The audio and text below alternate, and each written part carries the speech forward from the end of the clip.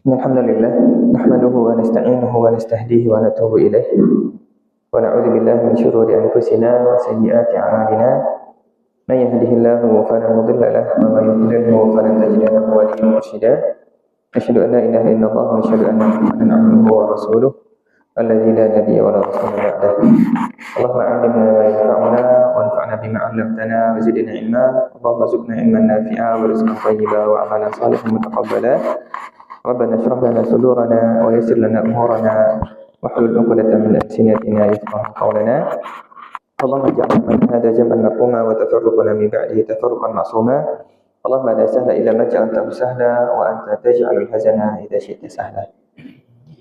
Baik, Bapak dan Ibu yang Allah muliakan, insyaallah pada malam hari ini kita masih melanjutkan kajian fikih kita. Dan insyaallah pada malam hari ini kita melanjutkan tentang syarat-syarat sahnya salat. Pertemuan terakhir kita membahas tentang syarat wajibnya salat. Apa membedakan antara wajibnya salat dengan sahnya salatnya? Kalau syarat wajib belum terpenuhi, maka dia tidak salat, tidak berdosa. Contoh belum masuk waktu salat setelah itu salatnya ataupun tidak salatnya sama sekali, maka tidak berdosa sama sekali. Dan jika seandainya contoh dia bukan muslim, maka kalau dia tidak salat maka tidak berdosa sama sekali, karena yang wajib salat adalah yang muslim. Tapi kalau syarat sah salat nanti tiga, Bapak Ibu Allah muliakan, kalau ala salat syarat sahnya kota tiga, maka kemudian kita harus mengulangi salat kita. Kalau wajib, jika tertinggal, maka sudah kita tidak wajib sholat, atau jika tidak kita lakukan, kita tidak berdosa. Tapi kalau syarat sahnya sholat, ada yang tertinggal, berarti kemudian sholat harus diulang. Yang pertama adalah suci dari hadas besar dan hadas kecil. Ini yang sering masih terjadi permasalahan, pertanyaan yang berulang ya. Hadas dan najis itu berbeda apa Pak Ibu? Hadas itu mungkin kita suci dari najis, tapi mungkin kita berhadas.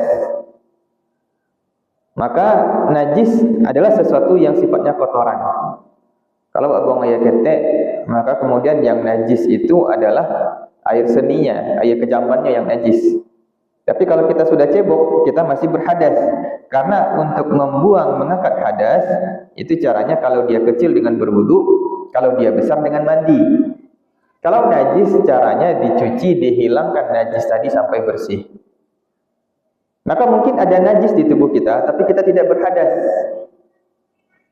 Karena itu angin itu tidak najis dah Bapak Ibu Allah muliakan. Karena itu tidak perlu cebok ketika tekan tik. Tapi karena ada sesuatu yang keluar dari dua lubang, maka dia dikatakan dengan hadas. Maka kita harus berwudu. Walaupun kemudian yang keluar adalah angin, dan angin ini tidak najis sama sekali. Maka kalau dia mengician orang buaya ketek, buang air gadangnya cebok, angin tidak perlu cebok sama sekali, karena angin dia bukan najis, kecuali angin itu barisinya, itu cerita lain. Ada tambahnya, maka baru itu kemudian menjadi najis. Maka syarat yang kedua adalah syarat sahnya sholat adalah suci dari najis. Yang pertama suci dari hadas. Jadi kalau Bapak Ibu sedang sholat, takana alun baru dua, harus dibatalkan sholatnya. Awak sedang sholat, ada najis di pakaian awak. Kalau seandainya bisa dibuang najis kok, dijauhkan dari badan awak, maka sholat kita tetap dilanjutkan. Contoh, yang apa-apa atau ibu-ibu kemudian anggap kita sekarang menganggap dia najis ada burung misalnya jatuh. Sudah itu burung kok, mohon maaf dia buang kotoran, tersirik burung kok. Nah apa-apa karena mungkin namanya kopiahnya gitu. Atau kemudian ya intinya terkena sesuatu, ataupun apa-apa karena kopiahnya, atau ibu-ibu karena kemudian telah buangnya, atau kemudian karena sajadah. Kalau kemudian awak bisa pindah, sholat bisa dilanjutkan. Contoh awak sholat seorang maka bisa pindah, atau sajadah tadi di jauhan, sajadah tadi di pisahan gitu.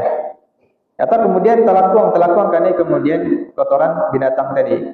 Yang ibu-ibu kalau kebetulan di dalam telakuangnya ada jilbab, kemudian telakuang dibuka dan jilbab ini masih menutup aurat, maka tidak perlu dibatalkan sholatnya. Yang apa-apa rupanya kayaknya dona jatuh, maka kemudian di kopiahnya ditanggan, di lepehan, maka sholat tetap sah. Tapi kalau ternyata najis ini itu tidak bisa dijauhkan dari tubuh kita, atau jika dijauhkan akan membuat aurat kita terbuka, atau memang tidak bisa dihentikan, maka berarti otomatis sholat kita batal. Contoh, ketika wak sholat karpet itu gadang, tiba-tiba baru tabaun ada buat kejamban, maka sudah otomatis jika kita tidak bisa berpindah, maka batal sholat kita. Atau yang kedua, Bapak Ibu yang Allah muliakan, mimisan keluar darah dari hidung. Darah ini najis darah kok tidak bisa ditahan.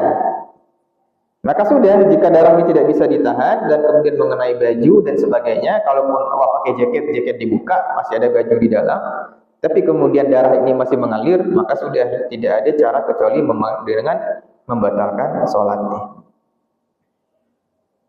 Muntah itu membatalkan sholatnya, dia najis, tapi dia tidak membatalkan wudhu. Bapak Ibu Allah muliakan, tidak serta-merta yang membatalkan sholat itu membatalkan wudhu. Yang membatalkan wudhu hanya hadas sih. Apakah buang air kecil atau buang air besar atau keluarnya sesuatu dari dua lubang. Maka muntah tidak membatalkan wudhu. Muntah ya udah silakan kemudian kita kumur-kumur bersihkan muntah tadi, tidak perlu mengulangi wudhu. Darah keluar dari tangan ataupun darah keluar dari telinga itu tidak membatalkan wudhu. Dia hanya najis, perlu dibersihkan. Ini syarat sah yang kedua. Jadi kalau ternyata ada najis dan kalau ternyata kita menyadari setelah sholat dan memang terlihat ada najis di tempat kita, ada najis di pakaian kita, maka otomatis sholat kita diulangi. Oke, di sini ada pertanyaan nih, berkaitan dengan hadas dan najis ya. Jadi apa Ibu Allah muliakan, memang jika terkena di pakaian, ada di tempat sholat, maka kemudian menyebabkan sholat kita harus diulangi. Baru kemudian yang ketiga adalah syarat sahnya sholat adalah memastikan ataupun mengetahui masuknya waktu sholat. Jadi kalau kemudian kalau masuk waktu sholat maka tidak sah sholat kita. Walaupun niat kita adalah niat sholat zuhur, ternyata zuhur belum masuk maka sholat kita tidak sah dan tidak dapat pahala sama sekali karena belum pada waktunya. Buat sholat maghrib atau sholat isya, bentuknya kelahiran kalam. Kita sholat isya, baru setelah itu sedang sholat, tiba-tiba terdengar orang azan, dan itu azan memang azan pertama, maka sudah otomatis sholatnya kita batalkan. Karena dalam artian niat dengan waktunya tidak sinkron, tidak sama. Awal berniat, tiba-tiba kemudian azan, dan niat kita berkaitan dengan ibadah tadi. Beda kalau Bapak Ibu sholat sunat. Kalau datang ke masjid, kemudian sholat sunat, qobliyah ya, ataupun kemudian kalau qobliyah juga salah karena niatnya salah, tidak bisa dirubah di dalam sholatnya. Maka datang ke masjid, kira orang lah azan, sholat sunat qobliyah ya, sebelum sholatnya. Ternyata azan, maka sudah harus dibatalkan sholat ini karena tidak sesuai dengan waktunya. Kecuali apa ibu-ibu datang ke masjid, niat sholat tahiyatul masjid ya, maka kemudian sholatnya sah. Baru kemudian yang keempat itu adalah menutup aurat. Eko yang laki-laki ya, acok yang kemudian jadi permasalahan gitu. Dia pakai sarung lepis, pakai kemudian baju kaos. Cuma di masyarakat awak ada tuh berani mengingian. Banyak orang kemudian sedang sholat, kemudian rukuknya sujud nampak kemudian mohon maaf ya, belah pantatnya kelihatan, itu berarti terbukti auratnya terbuka. Karena aurat itu memang ada dua pendapat ya, tapi mayoritas ulama mengatakan aurat itu dari pusar sampai ke lutut ya. Jadi pusek je lutut itu masuk apa Ibu. Walaupun kemudian ada yang mengatakan yaitu antara pusar dengan lutut ya. Walaupun bagaimanapun jika antara pusar dengan lutut, jika sudah kelihatan bagian pantatnya berarti itu sudah terlihat auratnya. Maka yang anak-anak awak kemudian suami awak dan yang lain yang laki-laki terutama, maka ketika sholat, karena itu kemudian kebiasaan masyarakat awak kalau memang ragu pakai sarung gitu. Maka sarung itu mengantisipasi jangan sampai kemudian aurat terbuka. Jadi sebenarnya Bapak Ibu Allah muliakan, kalau ketikanya sholat dan kemudian terbuka aurat tadi atau nampak kemudian aurat tadi, maka otomatis sholatnya tidak sah dan harus diulang. Karena itu menjadi hal yang paling penting dan krusial. Dan yang ibu-ibu perhatikan, mohon diperhatikan agar kemudian rambutnya tidak keluar. Tapi kalau rambut jika memang tidak sengaja itu terlihat atau sehelai dua helai itu mesti dimaafkan. Tapi jika ternyata memang ada aurat yang fatal, yang vital dan kemudian terlihat, maka kemudian bisa membuat sholatnya tidak sah. Karena itu yang ibu mohon diperhatikan ketika sholat, Jangan sampai kemudian wak sholat kemudian tapak kaki wak nampak. Karena yang perempuan kaki ataupun kemudian telapak kaki merupakan bagian dari aurat. Kadang hanya sholat telapak kakinya ternampak. Maka dalam artian ketika itu terjadi, sholatnya tidak sah karena kemudian auratnya terbuka. Itu yang kemudian berkaitan dengan auratnya. Maka berkaitan dari pusar ataupun kemudian celana, pantat tadi yang kelihatan ya, ketika bagi laki-laki maka dia perlu mengulangi sholatnya jika hal itu terjadi. Dan memang kalau memang anak awak dan yang lainnya perlu diingat dan dia tahu gitu. Jadi kalau memangnya sholat, kalau nampak idealnya ketika ada orang di bawah nampak kemudian serawanya atau yang lain. Tapi kalau lihat tutup mohon maaf celana dalam itu masih aman. Tapi kalau ternyata belahan pantatnya terlihat, itu bisa dipastikan sholatnya tidak sah ataupun auratnya terlihat nih. Karena pantat itu sudah di bawah pusar, sudah di bawah pusek. Maka kalau itu nampak harus kemudian dia ulangi seharusnya. Dan ini hanya berlaku bagi orang yang sudah akil baligh atau memang sudah wajib sholat. Kalau tiba-tiba ada anak-anak ya, kadang ada perhatian auratnya, dia sholat pakai serba pendek, nampak auratnya, maka itu masih dimaafkan. Karena anak-anak tidak wajib sholat nih. Tapi kalau sholatnya sempurna, para ulama mengatakan itu diberikan pahala untuk orang tuanya. Tapi kalau ternyata nyolah balik, nyolah remaja, nyolah kemudian lah mimpi basah, dan kemudian ketika sholat nampak kemudian auratnya, maka kemudian harus mengulangi. Baru kemudian, Bapak dan Ibu yang Allah muliakan, yang menjadi syarat sah sholat itu adalah menghadap kiblat.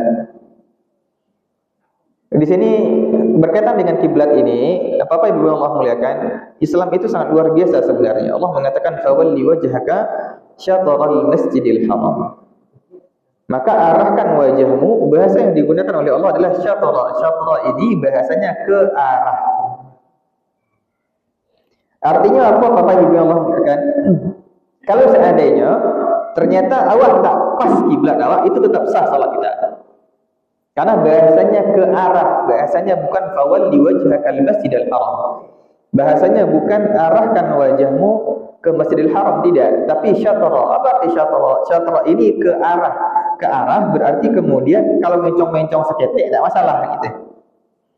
Karena tidak ada yang bisa memastikan siapapun dari kita yang awak sholat di rumah, contoh sedang sholat di rumah, kemudian awak datang ke rumah orang gitu, tanya ke mana kiblatnya gak mencong seketik ke kiri, mencong kok berada derajat gitu. Maka kalaupun itu terjadi sebenarnya sholatnya tetap sah. Jadi kalau seandainya memang ada masjid ya, dan kemudian mungkin setelah di cross check ulang kiblatnya ada sedikit kemerengan gitu, kalau memang kemudian bisa dirubah itu lebih baik. Tapi kalaupun tidak dirubah itu bukan berarti sholatnya tidak sah. Memang perlu diperjuangkan agar kemudian kiblatnya bisa semakin mendekati, semakin sesuai kepada arahnya. Tapi kalaupun kemudian ternyata mereng-mereng sedikit, itu masih dimaafkan karena ke arah. Contoh misalnya tanya misalnya dalam arti nak sampai ke Pema ke rumah sakit ke kemana? Kalau jalan kembali arah ke pasar. Bukan berarti kemudian kita harus melewati pasar gitu. Maka makna ke arah ini adalah memang kemudian kalau mau diawak di Sumatera Barat berarti kita menghadap ke barat ya. Jadi kalau menghadap ke barat itu masih kemudian memungkinkan ataupun dikatakan sholat kita masih sah. Jika saya mohon maaf ya, menghadap ke timur ya.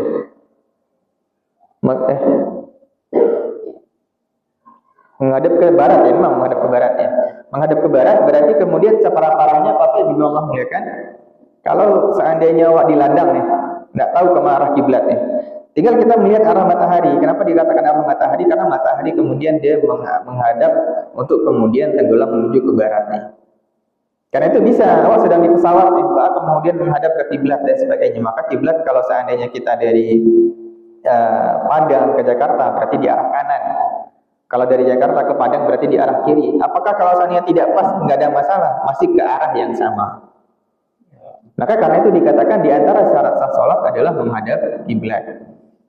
Oke, permasalahan berikutnya, contoh, kalau Bapak Ibu yang Allah muliakan, awak sedang sholat rupanya kiblat awak salah sedang sholat dan kemudian ada yang mengingian.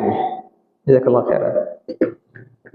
Maka kalau sedang sholat, rubah arah kiblat tadi, selagi tidak kita batalkan sholat kita sah. Contoh, Bapak Ibu buat sholat nih, sholat seandainya kiblat ini kemari, dan kemudian orang nggak paham, ada yang kemudian menghadap ke sana, dan ada yang mengatakan Pak kiblatnya salah ke belakang gitu. Maka kemudian kalau masih sedang sholat, awak berputar, itu sholatnya sah Bapak Ibu Allah muliakan. Maka dia harus mengulang kalau seandainya sholatnya selesai. Karena itu kalau ada tamu, ada keluarga datang ke rumah awak, rupanya kiblatnya salah. Kalau awak laki-laki dan tamu kau laki-laki, awak bantu lurihan kiblat itu mereng ke kiri seketek misalnya. Awak tolong miringan, maka kalaupun dia sudah di rakaat kedua, ketiga, itu sholatnya masih sah. Kalau seandainya dia belum selesai dari sholatnya. Atau kita sampaikan, kamu tidak perlu batalkan sholat, mencari bereng sedikit ke kiri atau ke kanan, atau bahkan kiblatnya ke belakang. Kenapa? Karena ini terjadi di zaman Rasulullah. Ketika turun perintah, karena ketika pertama sekali kiblat ini menghadap ke Masjid Al-Aqsa, menghadap ke Palestina. Ketika Rasulullah diwajibkan sholat oleh Allah Subhanahu Wa Taala, turun perintah sholat ataupun Rasulullah menyebut perintah sholat melalui Isra dan Mi'raj, maka kemudian kiblat tadi menuju ke Masjid Al-Aqsa. Al-Aqsa ini berada di utara. Ketika Rasulullah berada di Mekah, Rasulullah sholat menghadap keduanya. Jadi kalau mau diikut Ka'bah, ikut kemudian Masjid Al-Aqsa, maka Rasulullah sholat di belakang ikut gitu. Jadi sekaligus menghadap ke Masjid Al-Aqsa dan kemudian menghadap ke Ka'bah dalam satu waktu. Tapi ketika berada di Madinah, Madinah itu berada di sini. Kalau menghadap ke Al-Aqsa, maka dia tidak akan bisa menghadap Ka'bah. Kalau dia menghadap Ka'bah, maka tidak akan bisa menghadap ke Masjid Al-Aqsa.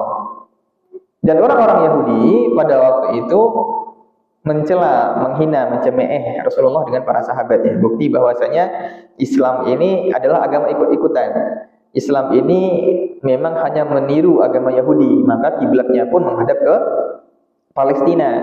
Karena itu kemudian Rasulullah berdoa dan bahkan mengangkat wajahnya ke langit agar kemudian dipindahkan kiblatnya. Maka dengan izin Allah kiblat itu berpindah, diperintahkan oleh Allah, fawalli wajhaka syatral masjidil haram. Maka sekarang pindahkan wajahmu menuju ke Masjidil Haram. Ketika wahyu ini telah turun, ada para sahabat yang informasi ini belum sampai. Mereka sedang sholat tapi masih menghadap Masjid Al-Aqsa. Dan kemudian salah seorang sahabat yang lewat selesai sholat dari Masjid Nabawi dan mengatakan Rasulullah menyampaikan kiblat sudah berpindah dan kiblat sekarang mengarah ke Masjid Al-Haram, menghadap ke Mekah. Apa yang terjadi? Para sahabat ini langsung kemudian ada dua riwayat.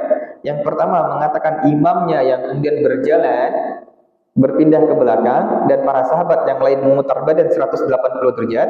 Ada yang kedua mengatakan imam kemudian hanya berputar 180 derajat dan para sahabat yang berjalan ke belakang imam. Dan kisah ini sampai kepada Rasulullah dan Rasulullah mengatakan salatnya sah dan tidak berkomentar tentang hal ini. Dan tempat kejadian ini sekarang dinamakan dengan Masjid Qiblatain ya. Bapak Ibu kalau pernah pergi haji, pergi umroh, maka ada masjid namanya Masjid Qiblatain. Kenapa dikatakan Qiblatain? Karena pernah ada sahabat yang sholat dalam satu kali sholat menghadap ke dua kiblat ya. Qiblatain artinya adalah masjid dua kiblat. Jadi kalau memang sedang sholat dan kemudian kiblat awak salah, kemudian awak tukar arah kiblat tadi, maka sholatnya sah. Tapi kalau apa-apa ibu lah selesai sholat, kemudian ada orang mengecewakan, Pak sholatnya kiblatnya tadi salah, maka kita harus mengulang kembali sholat kita. Karena menghadap kiblat merupakan syarat sahnya sholat. Tapi kalau masih dalam sholat, kemudian kita membenarkan, kita merubah arah kiblat kita sesuai dengan yang seharusnya, maka hal itu tidak membuat sholat kita harus diulang. Dan tadi saya sampaikan ulang bahwasanya kalaupun ternyata mencong-mencong seketek, maka kiblat kita tetap sah, kiblat kita tetap dibenarkan dan kita tetap tidak perlu mengulangi salat jika arahnya masih mengarah ke mendekati arah kiblat tadi. Karena bagaimanapun apa-apa yang Allah muliakan walaupun Pak salat di siko gitu. 0, sekian derajat saja kemudian berubah jika ditarik garis lurus itu tidak akan sampai ke Mekah ya. Karena itu kemudian bahasa yang digunakan oleh Allah syatral masjidil haram, ke arah. Bukti bahwasanya Islam itu tidak mempersulit. Tapi kalau harus sampai ke Masjidil Haram, harus sampai ke Ka'bah, bisa dipastikan mayoritas dari kita sholatnya banyak yang tidak sah sama sekali. Oke, berkaitan dengan kiblat ada pertanyaan? Silakan Mas.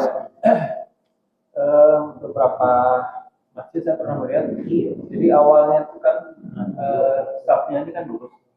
Nah, ternyata dengan berjalannya waktu itu jadi lebih Ustaz. Itu sebetulnya perlu atau tidak Ustaz? Pada dasarnya jika memang memungkinkan untuk semakin mendekati itu perlu, tetap yataharra, berusaha mendekati kiblatnya. Itu penting. Tapi kalau seandainya akan menimbulkan konflik di antara jemaah, maka pada dasarnya sholat itu tetap sah. Saya contoh karena setelah di cross check ini ternyata mereng sedikit gitu. Kemudian jemaah baca yang itu kemudian mengecian dakwah, yang itu mengecian kemudian harus dirubah. Dan kalau dirubah kemudian mengeluarkan biaya yang sangat besar. Maka jika masalahnya seperti itu maka tidak perlu dipaksakan. Karena pada dasarnya kiblatnya pun walaupun kemudian tidak pas itu tetap dimaafkan karena masih mengarah ke arah yang sama. Baru kemudian salah kalau seandainya kiblatnya menghadap ke barat dan ternyata masjid menghadap ke utara, itu jelas ya harus dirubah karena arahnya sudah berbeda. Atau malah kemudian sebaliknya, ini menghadap ke timur, ini menghadap ke barat ya. Atau kiblatnya ke selatan, masjidnya menghadap ke utara, itu memang harus dirubah. Tapi kalau kemudian masih kemiringan sekian derajat ya, itu masih dimaafkan pada dasarnya. Jadi kalaupun memang bisa dirubah itu lebih baik ya. Karena kemudian berusaha mendekati itu penting. Tetap berusaha menghadap ke kiblat. Dan di sini menghadap kiblat ini perlu diusahakan. Jadi apa-apa Ibu Allah muliakan tidak bisa serta-merta datang ke sebuah daerah tidak tahu kemana kiblat, kita harus berusaha mencari terlebih dahulu. Setelah kita berusaha mencari baru kemudian kita sholat ya. Tidak bisa langsung sholat kemudian akan Allah di mana saja, bukan seperti itu konsepnya. Maka tetap berusaha mencari kemana arah kiblatnya. Maka di antara cara adalah sekarang kita perlu tahu tentang peta geografis ya. Yaitu setidaknya patokannya adalah matahari. Kalau ternyata matahari di atas ya maka sudah kita tidak punya pilihan. Namun berusaha menghadap kemana arah timur, barat dan sebagainya. Itu kalau orang Jawa saya nggak berapa kali ya. Ini mereka tahu kemana arah utara ya. Mereka tahu utara mana selatan ya. Kalau di sini bingung ya. Tanya masyarakat di Sikoh mau utara sama selatan bingung ya. Tapi kalau ternyata aku barangkali di Jakarta yang lain maju ke arah utara aja mas gitu. Utara kemana gitu. Atau ke arah timur gitu. Timur kemana gitu. Nah mereka tahu arah mata angin. Jadi kalau tahu arah mata angin ini sangat memudahkan untuk mengetahui arah kiblat ya. Karena kiblat kita kalau seandainya kita berada di Jawa berarti agak sedikit ke barat yang agak sedikit ke atas ya. Jadi di sini dengan mengetahui peta geografis maka kemudian kita bisa mengkondisikan. Cuman kalau memang tidak tahu arah mata angin ya sudah ya, maka tetap berjuang semaksimal mungkin. Kalau ternyata tidak bisa dimaafkan. Ini contoh kasus yang lain. Kasus misalnya apa-apa ibu-ibu keluarga awak masuk rumah sakit atau awak masuk rumah sakit. Dan kemudian tidak ada orang lain ya, dalam artian awak sholat dengan kondisi lalok gitu. Baca kemudian menghadap kiblat ketika tidur. Kalau memungkinkan bisa dirubah kiblat ketika tidur itu adalah kaki yang menghadap kiblatnya. Bukan wajah. Kalau wajah ini mayat ya. Jadi kalau wajahnya menghadap kanan itu kiblatnya mayat. Tapi kalau manusia, apa-apa ibu-ibu, apakah kemudian kita sholat dengan duduk ataupun sholat dengan berbaring, maka kiblat kita adalah kaki kita yang menghadap ke kiblat dan kepala sedikit ditinggikan. Ini masalahnya kadang rumah sakit, kok kamarnya tidak menghadap kiblat dah, apa-apa yuk. Dan kemudian kita betul-betul berbaring ya. Maka jika memang tidak mampu menghadap kiblat sama sekali, maka itu dimaafkan. Ataupun memang kemudian kita tidak bisa menghadap kiblat dan kemudian kita diisolasi. Contoh dulu di karantina ketika Covid nih. Tidak bisa sama sekali, tidak bisa berwudu dan sebagainya, maka tetap sholat. Caranya adalah kita berwudu dengan tayamum kalau memungkinkan dan kemudian menghadap kiblat ya sudah. Jika memang tidak bisa sama sekali merubah arah kasur dan sebagainya, maka sholat dengan kondisi apapun. Ini berlaku bagi orang yang memang mampu menghadap kiblat dengan sempurna. Tapi kalau memang tidak mampu menghadap kiblat dengan sempurna, dia telah berusaha karena disebabkan oleh sakit, disebabkan oleh kondisi yang lain, termasuk sholat di atas kendaraan. Bapak Ibu Allah muliakan, awak bisa sholat di atas kendaraan. Pada dasarnya adalah memang yang pertama dianjurkan bagi orang yang bisa berdiri di kendaraan. Karena berdiri nanti merupakan rukun dari sholatnya. Karena itu dicontohkan oleh para sahabat. Sahabat bertanya pada Rasulullah ketika bagaimana tata cara sholat di atas kapal. Maka kalau sholat di atas kapal, apa-apa Ibu Allah muliakan, kalau masih bisa tagak, maka kita berdiri. Dan kemudian bagaimana kiblatnya? Maka kita mencari kiblat pertama ketika takbiratul ihram. Kalau seandainya ketika takbiratul ihram kira-kira ke kiblat, anggap kiblat ke utara atau kiblat ke timur atau ke barat gitu. Kita sholat, jika kemudian kapal ini berubah arahnya, maka tidak perlu kemudian merubah arah badan kita. Maka cukup sholat ketika takbiratul ihram yang menghadap kiblat. Maka ini juga berlaku. Contoh, apa-apa ibu-ibu pergi ke Jakarta dan kemudian noto pun nak berhenti ketika sholat zuhur, nak berhenti ketika sholat asar. Nya berhenti sebelum zuhur, ketika lah selesai maghrib baru kemudian nya berhenti, ataupun beku makan malam baru nya berhenti. Dan kita tidak punya pilihan kecuali sholat di atas kendaraan. Maka bagaimana tata cara sholatnya? Tetap kemudian dianjurkan kita berusaha mencari arah kiblat. Baik caranya Bapak Ibu, kalau seandainya awak dari Padang ke Jakarta, berarti kiblat di arah kanan karena barat kita. Maka setidaknya ketika takbiratul ihram kita kemudian menghadap ke barat nih, Allahu Akbar, baru kemudian kembali pada posisi awal. Karena menghadap kiblat merupakan syarat sahnya salat nih. Maka jika memang tidak, setidaknya ketika takbiratul ihram kita tetap menghadap kiblat. Ini yang kemudian dikiaskan kepada bagaimana para sahabat salat di atas kapal. Jadi bukan berarti memang tidak bisa udah awak salat di atas utuh langsung saja kemudian Allahu Akbar, tidak, tetap kemudian kita berusaha menghadap kiblat setidaknya ketika takbiratul ihram. Oke, ini syarat sah salat. Masih ada pertanyaan? Silakan. Lupa berarti Ya. kemudian mengimami sholat misalnya sholat subuh. Apa yang harus dilakukan ketika teringat di dalam sholat dan atau teringat sesudah sholat? Ya. Pertanyaannya, ada orang dia belum mandi ya. Mandi dalam artian mandi wajib karena di malam harinya dia junub ya. Dan kemudian karena tidak sadar, pergi ke masjid haji, kemudian berwudu, baru kemudian sadar ini belum mandi ketika sedang jadi imam. Bagaimana solusinya? Kalau dia sedang jadi imam, maka silakan dia segera membatalkan sholatnya. Maka dia membatalkan sholatnya dan kemudian mengganti, menarik ataupun kemudian ada imam pengganti. Kalau memang paling aman adalah mencuci orang yang kemudian dikira-kira yang mungkin paling mampu secara bacaan ataupun secara kemampuan jadi imam lebih baik ya. Maka silakan dia yang menarik, dia yang langsung kemudian menunjuk secara langsung untuk menggantikan dia jadi imam.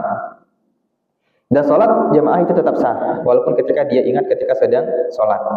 Yang kedua, jika dia baru sadar, baru ngeh ketika sholat telah selesai dan dia belum mandi sama sekali, ini ada dua pendapatnya. Pendapat yang pertama mengatakan dia tetap diam. Karena apa? Jamaah ini tetap dia karena dia tidak tahu, maka kemudian ini hanya urusan imam dengan Allah Subhanahu wa taala. Maka sholat mereka tetap sah dan imam wajib mengganti sholatnya sendiri.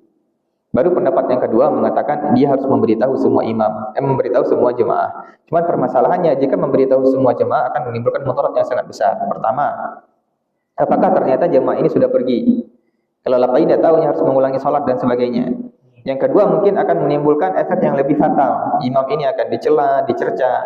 Karena itu urusan kita dengan Allah itu cukup menjadi aib antara kita dengan Allah Subhanahu wa taala. Dan ini konsep ketika berkaitan dengan aib. Maka dalam hal ini dia cukup bertobat kepada Allah dan kemudian mengulangi sholatnya, tidak perlu memberitahu orang lain. Ini idealnya seperti itu. Tapi jika sedang sholat, dia cukup seolah-olah memang pada dasarnya adalah sholatnya batal. Ketika dia batal, ya sudah dia hentikan, cukup dia mengambil orang yang lain untuk kemudian menggantikan dia sebagai imam. Dan yang kedua, saya mengambil pendapat yang kedua, yaitu tidak perlu memberitahu orang lain, cukup kemudian dia bertobat, dia kemudian mengganti sholatnya sendiri tanpa harus memberitahukan para jemaah untuk mengulangi sholatnya. Oke, ada yang lain, Bapak Ibu? Silakan Bu. Assalamualaikum warahmatullahi wabarakatuh. Bagi kami dulu, waktu sholat kan sudah bisa rambutnya agak kelihatan. Jadi pas sudah sujud atau yang dua atau tiga lah, ini dia kena angin gitu, rambutnya itu gimana itu? Ya, pada dasarnya untuk rambut itu masih dimaafkan. Jadi memang tetap segera rambutnya dimasukkan atau ditutup jika memungkinkan. Yang kedua, sholatnya tetap dilanjutkan. Tapi jika kemudian jilbabnya sobek dan yang lain, maka nggak ada pilihan, sholatnya batal. Tapi kalau seandainya tiba-tiba rambutnya keluar dan kemudian dimasukkan balik ke dalam, itu diantara hal yang masih dimaafkan. Atau selesai sholat nampak ngecek rambut ibu keluar gitu, maka itu masih dimaafkan untuk berkaitan dengan rambutnya. Karena hal yang memang seseorang tidak memiliki kuasa penuh dan terkadang tidak mampu mengontrol rambut yang keluar dan sebagainya, maka itu masih dimaafkan. Kalau untuk rambut, di antara hal yang kemudian masih dimaafkan pada dasarnya. rambut itu dimasukkan atau dibiarkan? Dimasukkan. Kalau sadar. Kita akan bergerak. Nah, ini yang kemudian saya sampaikan. Bapak dan Ibu Allah muliakan, berkaitan dengan bergerak di dalam sholat. Jadi ada banyak pendapat ya. Imam Syafi'i mengatakan larangan bergerak di dalam sholat tujuannya apa? Tujuannya agar kita khusyuk. Oke, tujuan agar larangan bergerak 3 kali dalam sholat ini berturut-turut itu agar kita khusyuk. Permasalahannya adalah khusyuk dalam sholat itu penting, tapi sahnya sholat jauh lebih penting. Orang yang tidak khusyuk dalam sholat, sholatnya sah-sah. Kalau orang tidak khusyuk mungkin dia hanya berdosa, tapi kalau dalam artian dia sholatnya tidak sah, maka dia harus mengulang. Dan kalau dia sholatnya kemudian anggaplah dia berdosa, apalagi kalau tanpa kesengajaan karena itu ketika awak selesai sholat, assalamualaikum ke kanan ke kiri, apa pertama kali awak baca Bapak Ibu? Ibu awak baca ketika selesai sholat, salam ke kanan ke kiri, apa baca? Astagfirullah. Karena itu kita pertama kali selesai sholat membaca astagfirullah, karena ketika sholat mungkin banyak hal yang kemudian sholat kita tidak sempurna. Karena itu kita dianjurkan hal pertama kali yang kita baca setelah salam adalah membaca astagfirullah. Maka khusyuk, Imam Syafi'i mengatakan hal tadi agar kita khusyuk. Maka menjaga kekhusyuan sholat dalam hal ini lebih penting agar sholat kita menjadi sah daripada kemudian hanya sekedar menjaga kekhusyuan. Kalau kemudian ibu biarkan, berarti sholat ibu batal, suka ataupun tidak gitu. Maka jika kemudian kita masukkan ke dalam hanya beberapa gerakan, maka dalam hal ini sholat kita bisa dilanjutkan. Yang tidak perlu diulangi, itu yang pertama.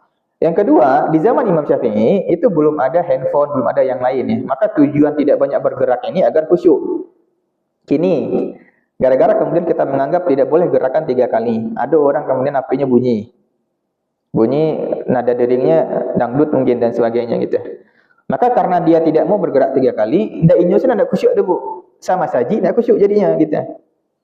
Dan Rasulullah pernah ketika sedang sholat, sajadah itu tabang, nyambi ada Rasulullah. Dan itu gerakan lebih dari 3 kali gerakan. Karena kalau tidak, mungkin kemudian akan, karena Masjid Nabawi itu lantainya batu dan pasir, sakit kepala gitu. Maka boleh ada beberapa gerakan jika harus melakukan gerakan tadi. Contoh model tadi, ibu sedang sholat. Rupanya kemudian nampak ibu masih di sebelah kanan atau kiri gitu. Atau bahkan mungkin ibu sholat seorang gitu. Rupanya kemudian pas sholat di sajadah itu rupanya tabaun, ada najis ya. Maka nggak ada masalah, ibu buang sajadah tadi dan kemudian lanjutkan sholat kita. Itu jauh lebih penting. Tidak perlu mengulangi sholat kita. Karena sholat yang di awal itu lebih baik daripada sholat yang kedua. Karena sholat di awal itu lebih mendekati awal waktu. Maka gerakan tadi di antara gerakan yang dimaafkan. Kecuali memang sengaja. Allah a'lam. Sama-sama Bu. Silakan Bu. Kalau yang waktu sholat, kalau yang khusyuk, Ya kalau batuk nggak ada masalah, bukan sakit nih. ya. Kalau sakit memang di luar kontrol kita. Kalau sakit memang di luar kontrol kita. Jangankan batuk. Di antara hal yang diperbolehkan, contoh mohon maaf. Dalam fikih ada namanya istihadah. Ibu tahu istihadah? Istihadah kok adalah darah yang masih keluar, tapi bukan darah haid Ini misalnya haid, misalnya 10 hari dalam sebulan. Ikolah hari kelima balik darah itu masih keluar. Itu dikatakan dengan darah penyakit. Baca caranya, ini kemudian menggunakan pembalut dan tetap sholat. Itu bertentangan dengan aturan sholat karena adanya najis. Maka orang seperti ini itu dimaafkan karena berkaitan dengan penyakit. Contoh yang lain, itu yang lagai-gai, yang tua-tua banyak itu. Ini asabasin keluar pipisnya. Ibu tetap sholat jika memang hal itu sudah tidak bisa dikontrol. Asabasin keluar pipisnya. Asabasin tekan tuik. Maka ketika sholat asar besin itu dimaafkan. Itu termasuk pada kategori penyakit yang hanya memang berlaku dan dimaafkan bagi orang yang sudah tua. Atau memang dia sakit. Contoh yang lain, mohon maaf ada orang karena prostat. Prostat kok memang tidak bisa mengontrol lagi kencingnya. Maka terkadang nyo tampuan pakai kondom, nyo tampuan pakai yang lain. Dan kemudian bagaimana dia sholat? Tetap sholat gitu. Walaupun kemudian air seni keluar. Itu dimaafkan. Maka apalagi batuk yang kemudian sama sekali tidak ada najis yang keluar. Tidak ada yang membatalkan sholat. Mungkin iya dia tidak khusyuk karena dia batuk. Tapi sholatnya tetap sah. Maka penyakit-penyakit kayak tadi. Contoh yang ibu-ibu. Apalagi yang lagi agak yang perasaan awak takkan tik gitu. Ya sudah nggak ada masalah. Lanjutkan sholat kita. Karena memang ini sudah menjadi penyakit. Karena asal raso takkan tik keluangin wak batalkan. Maka nggak akan pernah kita sholat berjamaah. ataupun nggak akan pernah selesai sholat kita. Maka jika memang hal itu disebabkan oleh umur, disebabkan oleh usia, atau kemudian penyakit, maka hal itu dimaafkan. Sama dengan contoh yang lain, ada orang operasi, dan kemudian karena tidak bisa ke kamar mandi, ini pakai pampers, dan ada kotoran di pampersnya dia. Boleh dia sholat? Boleh, karena tidak ada alasan meninggalkan sholat. Apalagi jika tidak ada orang yang mampu menggantikan pampersnya dia. Karena dia pampers, karena memang dia tidak lagi mampu mengontrol ininya kotorannya dia, tapi dia wajib sholat karena dia masih sadar. Karena dia masih sadar, tidak pikun, maka tetap dia sholat dengan kondisi tadi. Apalagi cuman batuk. Gitu Bu, wallahu a'lam. Kalau yang menahan, Kalau yang menahan ya lebih baik kalau dia bisa tahan. Kalau dia bisa menahan nggak ada masalah, baik. Tapi kalau memang dia tidak tertahan, contoh kayak batuk tadi, maka ya nggak apa-apa, lanjutkan. Nggak perlu dia batalkan sholatnya, dan batuk tidak membatalkan sholat. Mungkin dia akan membuat ya sholatnya kurang khusyuk, tapi sholatnya tidak batal sama sekali. maksud saya menahan untuk meninggalkan. Boleh kalau seandainya sudah di akhir. Contoh, kalau masih di awal, ibu baru rakaat pertama, tiba-tiba kebelet kencing, kebelet pipis, ataupun buang air besar, maka batalkan sholat kita. Kalau masih di awal, karena ini sholat 4 rakaat atau 3 rakaat, ya selama sholat kita tidak khusyuk. Karena itu sholatnya makruh jika seperti itu. Tapi kalau sudah di rakaat terakhir, itu lebih baik ditahan. Kalau sudah di rakaat terakhir, apalagi sudah tahiyat akhir, maka itu lebih baik ditahan. Karena sholat kita jauh lebih sempurna. Karena kalau kita batalkan, kita tidak akan lagi mendapatkan jemaah ini. Tapi kalau dari awal, maka dianjurkan untuk segera dibatalkan saja. Tapi kalau masih sudah di akhir, maka lebih baik untuk ditahan. Kalau sudah memang di rakaat terakhir atau sudah mendekati salam. Oke, ada lagi Bapak Ibu? Baik, yang nggak ada ya? Silakan Pak. Mengenai masalah salat sunat, Ya. dulu memang baru sudah pernah bertanya, cuma Rasul tidak puas saya kelas. Kalau itu pas datang di masjid, kenapa ada? Itu menunggu azan siap dulu sholat sunat. Salat sunat tahiyatul masjid yang harus kita lakukan atau salat sunat qabliyah? Mana yang harus kita lakukan? Ya. Yang misalkan cuma satu, kalau kedua-duanya kan dua. Ya, jadi tahiyatul masjid ini sebenarnya Pak, tidak ada hadis secara khusus mengatakan nama salat ini tahiyatul masjid, tidak. Hadisnya adalah jangan kamu duduk sebelum sholat jika masuk ke dalam masjid. Itu hadisnya. Jangan kemudian dalam artian apa langsung duduk, sholat dulu. Nah, sholatnya ini tidak disebutkan sholat apa. Karena itu kemudian dikatakan kita masuk masjid, di antara adab kita adalah kita sholat dulu. Maka tahiyatul masjid ini baru kemudian ulama mengatakan kalau tidak ada konteks yang lain, maka sudah kita sholat sunat mutlak. Sholat sunat mutlak ini yang dikatakan dengan sholat yang tahiyah. Tahiyah ini kan kata apa ya, salam ya. Tahiyatul masjid adalah salam kepada masjid. Maka tidak boleh jangan duduk sebelum kamu sholat. Maka dengan kondisi tadi, karena perintah Rasulullah tadi adalah jangan duduk sebelum kamu sholat. Maka kalau seandainya memang waktu sakete, silahkan apa kemudian niatkan sholat sunat qabliyah, dan itu otomatis masuk pada kategori hadis tahiyatul masjid tadi. Maka dapat 2 pahala jadinya. Karena dalam artian perintah Rasulullah jangan duduk sebelum sholat. Yang kini yang secara spesifik yang ada sholat sunat qabliyah.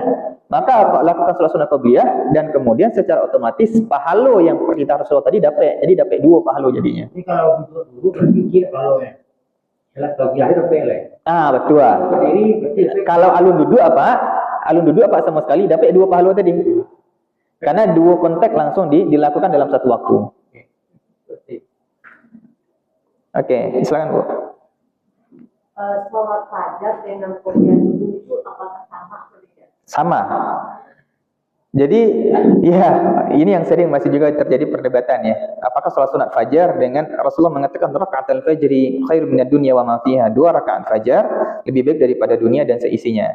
Jadi yang lain kemudian Rasulullah mengatakan yang sholat sunat qabliyah sebelum subuh. Yang 2 rakaat fajar ini itu adalah pada dasarnya memang sholat sunat qabliyah subuh. Bukan sholat sebelum azan. Kalau sholat sebelum azan itu masih termasuk kategori qiyamul lail. Masih termasuk pada kategori sholat tahajud nih. Karena masuk sholat tahajud itu dari setelah isya, ataupun sholat malam itu dari setelah isya sampai azan subuh. Maka yang dikatakan rakaatul fajri itu adalah sholat sunat qabliyah subuh. Jadi memang sama. Jadi bukan yang sebelum azan. Yang sebelum azan itu pahala kita masih pahala sholat tahajud sebenarnya. sholat fajar maksudnya. Ya, sholat fajar dengan sholat qobliyah subuh itu sama. Kan sebelum ini ada orang yang mengatakan sholat fajar itu adalah sholat yang dilakukan sebelum azan ya. Dan qobliyah subuh adalah yang setelah azan, sebelum sholat subuh. Tidak, sholat rakaat al-fajri dengan qobliyah subuh itu sebenarnya sama. Karena sholat yang dilakukan sebelum azan subuh itu statusnya masih sholat tahajud, bukan sholat fajar. Nah, jadi kalaupun ibu lakukan tetap dapat pahala dan pahala sholat tahajud. Yang sholat sunat fajar yang 2 rakaat al-fajri khairum minad dunya wa ma fiha, 2 rakaat sholat fajar di sini adalah sunnah, itu lebih baik daripada dunia dan seisinya. Itu konteks. Kita tidak niat untuk tahajud. Walaupun tidak niat tahajud, otomatis dia tetap sholat tahajud nih. Karena semua sholat yang dilakukan dari sebelum ketika sebelum azan subuh termasuk pada kategori qiyamul lail. Walaupun ibu niatnya sholat sunat taubat ya, niatnya sholat sunat apa tasbih, masih terkategori qiyamul lail sebenarnya, sholat malam. Dan pahalanya pahala qiyamul lail. Walaupun kemudian ketika ada niat tambahan, maka sama tadi, kita dapat 2 pahala, pahala qiyamul lail dan pahala sholat sunat taubat tadi, pahala sholat sunat tasbih tadi, pahala sholat sunat hajat, pahala sholat sunat istikharah. Tapi selama dilakukan dari sebelum subuh, itu terkategori dengan qiyamul lail. Itu tarawih termasuk dengan kategori sholat malam, qiyamul lail. Dan sholat witir termasuk kategori qiyamul lail. Oke, lanjut ya. Baik, Bapak dan Ibu Allah muliakan, sekarang kita masuk ke dalam pembahasan rukun-rukun sholat. Hal pertama yang sering menjadi polemik adalah berkaitan tentang niat ya. Apa-apa Ibu Allah muliakan, niat itu memang penting dan perlu. Jadi kalau niat kita salah, sholat kita juga salah. Dan bahkan kemudian sholat kita bisa batal jika niat kita salah. Contoh, apa-apa ibu sedang sholat, niat awak tadi sholat zuhur gitu. Rupanya awak sadar kini sholat asar. Jadi awak baru jago, rupanya orang sholat asar. Maka sudah harus dibatalkan dan diulangi niatnya. Maka ulang lagi takbiratul ihram. Jadi kalau seandainya salah niat, niat kemudian ya banyak hal ya. Jadi kalau niat kita salah, maka sholat kita kemudian harus dibatalkan dan diulangi dari awal jika niatnya salah. Dan tidak bisa mengganti niat sedang sholat ya. Contoh kemudian sedang sholat, setelah sholat subuh gitu. Maka kemudian kita bergabung dengan yang lain ya. Awalnya kemudian niat kita sholat sunnah, baru kemudian ternyata orang sholat wajib, ya udah sekali aja diganti dengan wajib, nggak bisa, harus dibatalkan dulu. Maka niat ini dilakukan sebelum terjadinya ibadah. Nah, karena niat ini sebelum terjadinya ibadah, masalah mau dilafazkan atau tidak, maka nggak perlu jadi permasalahan, karena dia sebelum ibadah. Orang kemudian berdebat panjang, melafazkan niat itu bid'ah, juga tidak, karena dia sebelum ibadah. Karena salat dikatakan apa? Al-aqwal wal af'al al-muftatah bit takbir wal muftatamah bit taslim. Semua perkataan dan perbuatan yang dimulai dengan takbir dan ditutup dengan salam. Maka niat dalam artian memang rangkaian dari ibadah, tapi dia belum dilakukan sebelum melakukan ibadah. Nah kan ada masalah, misalnya contoh mereka ini gitu, apa-apa ibu misalnya sedang sholat, menjelang sholat, imam kemudian mengatakan apa-apa ibu tolong dirapikan safnya. Itu nan HP tolong dimatikan. Rasulullah tidak pernah mengatakan HP sebelumnya. Apakah dia bid'ah? Tidak. Karena hal itu dilakukan sebelum sholat. Ataupun diingatkan apa-apa ibu waktu ini ke sholat jenazah, tolong diniatkan sholat jenazah. Apakah itu salah? Karena Rasulullah tidak pernah menyampaikan hal itu, melakukan hal tadi. Maka jika hal ini dilakukan sebelum sholat, maka mau dilafazkan ataupun tidak, itu tidak perlu menjadi permasalahan. Dan niat ini memang paling penting, karena niat ini yang membedakan pahala, niat ini yang membedakan jenis ibadah. Ada orang sama-sama sholat 2 rakaat seperti tadi, dan seorang sholat qobliyah, yang sholat tahiyatul masjid, beda pahalanya. Atau memang sama-sama sholat 2 rakaat, yang seorang sholat subuh dan seorang lain sholat sunnah, beda pahalanya. Yang cik sholat wajib, yang cik sholat sunnah. Yang cik sholatnya itu ikhlas, yang cik sholatnya tidak ikhlas, ria, karena niatnya yang salah. Pada dasarnya, Bapak Ibu Allah muliakan, niat itu adalah sesuatu yang ada gerakan di hati, tujuan al-qasdu wal azm, ada tekad dan tujuan. Bapak Ibu keterangan azan, sudah itu langsung berhenti masak, langsung berhenti kerajo, berwudu, itu sudah jadi niat ya, bahkan sudah melebihi dari niat. Jadi kalaupun apa-apa ibu tiba-tiba di masjid langsung Allahu Akbar, itu sah-sah sebenarnya.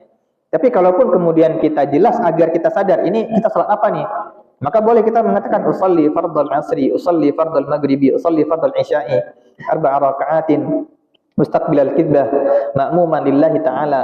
Kalau pakai bahasa Indonesia, bahasa Minang enggak ada masalah karena tidak dalam rangkaian salatnya.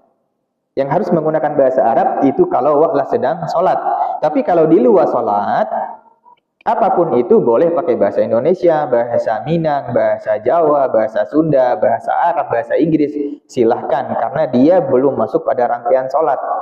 Maka niat ini pada dasarnya walaupun tepatnya di hati, tapi kemudian kita bisa mengetahui orangnya sudah berniat atau tidak ketika ditanya. Contoh, Bapak Ibu misalnya contoh nampak anak, ini hari Minggu, anak-anakku biasanya masih lalok, tiba-tiba mandi ya.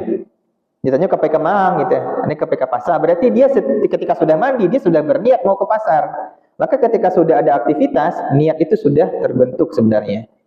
Maka apa-apa ibu-ibu boleh ibu-ibu lah pakai talakuang dan apa-apa lah pakai kensaruang lah pakai kupiah. Berarti dia sudah berniat untuk pergi melaksanakan sholat. Maka kalaupun tidak dilafazkan tidak ada masalah, tetap dikategorikan sebagai ibadah karena dia berniat dan biasanya apalagi ibadah mahdhah, ibadah yang memang pada dasarnya adalah ibadah. Maka kalaupun tidak dilafazkan boleh, kalaupun dilafazkan jika dilakukan sebelum sholat itu sah-sah saja karena pada dasarnya tidak mengganggu dan tidak membatalkan sholat sama sekali.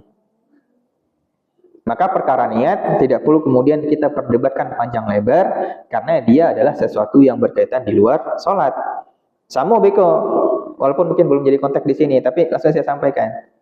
Permasalahan tentang berdoa setelah sholat ada yang mendengar ya? Ada yang mendengar perdebatan. Tidak ada sunnah berdoa setelah sholat. Setelah sholat itu setelah keluar dari sholat maka terserah mau ngapain. Setelah baca istighfar langsung makan juga nggak ada masalah karena sudah keluar dari sholat tadi. Karena doa kapanpun boleh dilakukan. Doa kemudian di waktu apapun boleh dilakukan selama tidak di toilet, selama tidak di kamar mandi. Maka jika mau berdoa ataupun tidak terserah gitu. Apalagi ada ayat Allah mengatakan iyyaka na'budu wa iyyaka nasta'in, kepada kamu kami menyembah dan hanya kepadamu kami meminta tolong. Setelah menyembah kita minta tolong. Setelah kita beribadah kita berdoa. Itu sah-sah saja. Apalagi hal itu terjadi di luar konteksnya sholat, sudah tidak menjadi rangkaian dari ibadah sholat tadi. Maka jika di luar konteks sholat tadi, maka apapun itu tidak perlu kemudian kita perdebatkan. Maka masalah dengan niat, apa-apa ibu Allah muliakan, hal itu sangat luas dan niat tadi hal yang sangat gampang dan mudah selagi memang dibaca sebelum sholat, sebelum beribadah, karena pada dasarnya niat itu dilakukan sebelum memulai ibadah. Agar mengetahui ibadah ini apa jenis apa, berapa rakaat, untuk siapa, ini yang dikatakan dengan niat. Oke, untuk niat, sebelum kita tutup ada pertanyaan? Silakan Bu. Terkait dengan niat tadi, pernah suatu waktu kami sholat dalam satu ruangan, nih misalnya perempuan sama Ustaz. Sholat, orang ini sebagai makmum. Ketika sebagai makmumnya masbuk, kan yang lain sudah selesai, dia masih melanjutkan rakaat berikutnya. Dia kan niat awalnya menjadi makmum ya Ustaz. Kemudian ada yang menepuk dia untuk berjamaah dengan dia. Bagaimana? Apakah dia ingin mengganti niatnya menjadi imam atau? Ya, pertama perbedaan niat antara imam dengan makmum itu boleh. Nanti kita bahas ini terlebih dahulu. Contoh misalnya di zaman Rasulullah, ketika orang telah selesai sholat berjamaah, tiba-tiba datang sahabat kota lambe. Rasulullah kemudian mengatakan siapa yang membantu sahabat ini. Akhirnya Abu Bakar berdiri dan Abu Bakar sholat di belakang sahabat ini. Sahabat ini dia sholat wajib dan Abu Bakar sholat sunnah. Jadi perbedaan niat antara makmum dengan imam itu tidak ada masalah. Contoh misalnya sebentar lagi bulan Ramadan ya, tidak sampai 100 hari lagi. Orang kemudian imam sholat tarawih, awak sholat isya lagi. Maka boleh gitu, imam 4 rakaat ya, kalau sholatnya 4 rakaat di sini gitu, ataupun imam 2 rakaat ya. Maka kita niatnya sholat isya, silahkan. Tambah kemudian 2 rakaat lagi, karena niat kita sholat isya. Maka boleh adanya perbedaan niat antara imam dengan makmum, itu nggak ada masalah. Yang kedua, kita tidak perlu mengganti niat. Jika seandainya seperti tadi, kita lanjutkan niat kita, karena di dalam sholat tidak perlu mengganti niat, harus menjadi imam atau makmum, tidak. Secara otomatis itu diperbolehkan di dalam Islam. Diperbolehkan dalam fikih. Misalnya contoh, dan karena itu masyarakat awam terbiasa sedang sholat ya, ataupun bahkan kemudian kita sholat sunnah. Wah, sedang sholat sunnah, kemudian tiba-tiba yang tapuknya ada orang di belakang. Maka kemudian ya udah nggak ada masalah, nggak perlu gitu, dia udah sholat sunnah, sholat wajib, nggak ada masalah gitu. Maka lanjutkan, nggak ada masalah sama sekali. Dalam artian dalam hal ini kemudian yang menjadi adalah yang awalnya sholat dia kemudian sendiri, maka terhitung mendapatkan pahala sholat berjamaah. Dia tidak perlu mengganti niat sama sekali. Lanjutkan sholatnya. Karena jika seperti tadi gitu. Jadi kalau memang ada orang yang mukul, nggak ada masalah walaupun kemudian kita sholat apakah jadi makmum dan kemudian jadi imam itu diperbolehkan, dan ini jelas ya banyak hadisnya dan itu diperbolehkan tanpa harus mengganti niat. Atau yang kedua, jika ternyata kita sholat sunnah dan kemudian orang lain sholat yang datang sholat wajib ya, maka diperbolehkan. Dan bahkan sedikit saya langsung tambahkan di sini. Apa ibu mungkin diantara kebiasaan mungkinlah menjamak sholat ya ketika dalam perjalanan. Sudah itu kebiasaan masyarakat jalan-jalan ke masjid. Ini pernah terjadi di zaman Rasulullah. Ada para sahabat datang dari luar Madinah, inilah menjamak sholat ya. Ketika sholat asar, nan sahabat kok mau tauta, duduk-duduk. Maka Rasulullah mengatakan, silahkan kalian sholat. Kami sudah jamak, Rasulullah tidak. Kata Rasulullah, jangan sampai terjadi fitnah. Maka kalian ikut sholat dengan jemaah ini, tapi niat kalian sholat sunnah. Jadi misalnya contoh, Allah menjamak zuhur dengan asar. Pergi ke Pekanbaru. Tiba-tiba singgah di masjid, duduk di masjid, orang sholat asar, maka jangan sampai kemudian orang menyangkut macam-macam. Ibu ke berjilbab apa? Kalau pakai kopiah kena sembahyang aja. Maka lebih baik kita ikut sholat bersama jemaah, tapi niat kita sholat sunnah, agar tidak menimbulkan fitnah. Dan ini yang Rasulullah perintahkan para sahabat pada waktu itu. Maka menjaga agar tidak timbulnya fitnah, orang menuduh awak sase, menuduh awak aliran macam-macam, maka lebih baik kemudian kita sholat dan niat kita adalah sholat sunnah. Sama misalnya kemudian lah jamak dari luar gitu.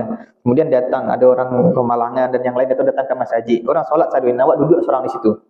Itu macam-macam kecil orang. Lebih baik kita tetap sholat gitu. Dan kemudian niat kita apa? Dan nggak bisa lagi sholat wajib. Niatnya adalah sholat sunnah. Tetap dapat pahala. Maka tidak perlu mengganti niat jika seperti kondisi seperti tadi.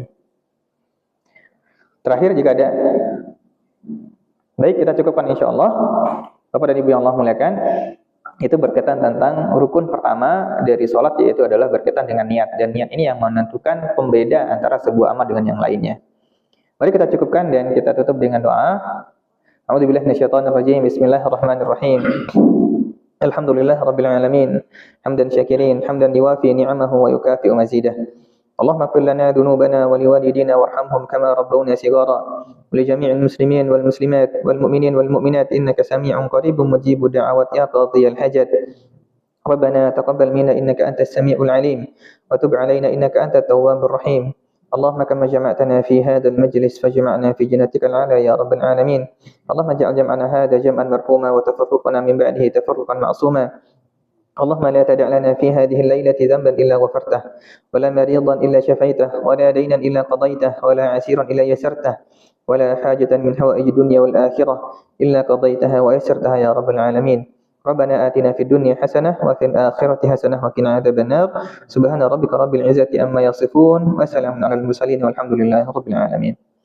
أقول قولي هذا وأستغفر الله لي ولكم فاستغفروه إنه هو الغفور الرحيم. سبحانك اللهم وبحمدك أشهد أن لا إله إلا أنت أستغفرك وأتوب إليك. السلام عليكم ورحمة الله وبركاته.